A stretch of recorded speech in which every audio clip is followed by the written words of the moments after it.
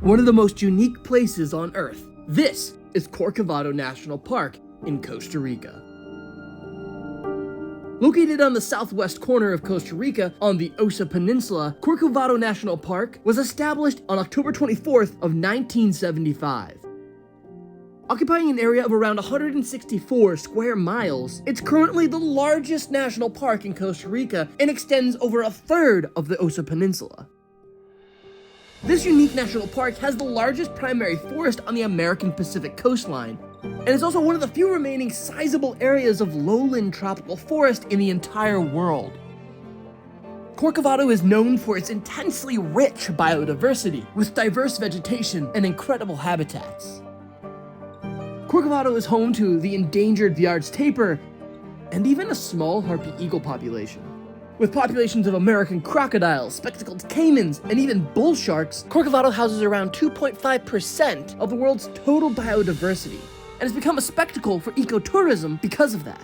You can even see jaguars, ocelots, margays, jaguarundis, and pumas, as well as all 4 of the different species of monkeys that live in Costa Rica in Corcovado National Park. Whether it's reptiles, amphibians, mammals, or birds, Corcovado has it all.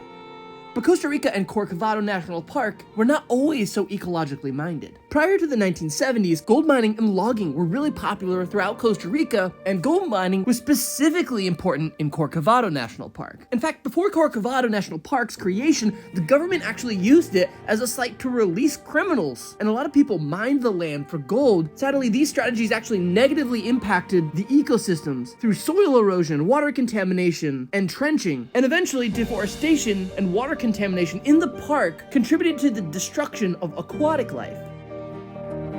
Because of the remoteness of this peninsula, logging only began in the 1960s. But by around 1975, there were plans for a majority of international logging operations. Thankfully, researchers actually petitioned the president of the time to protect the area by making it a national park.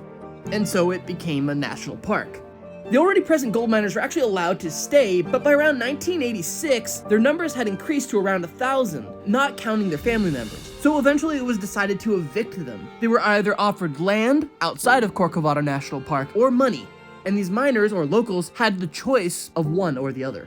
However, illegal mining actually still does occur there. The number of miners today is estimated to be around 400 individuals, and it's also estimated that around 38% of the park has been exploited by gold miners. That's over a third of Corcovado. Around 2008, park rangers began to protect certain native species like peccaries. And increased tourism has actually led to an increased presence of humans in the park. However, for the most part, access to the park is limited to dusk, meaning that you can't be in Corcovado for the most part during the night. It's such a beautiful place to visit, with incredible biodiversity. I highly recommend it for anyone that goes to Costa Rica. It's an experience like no other.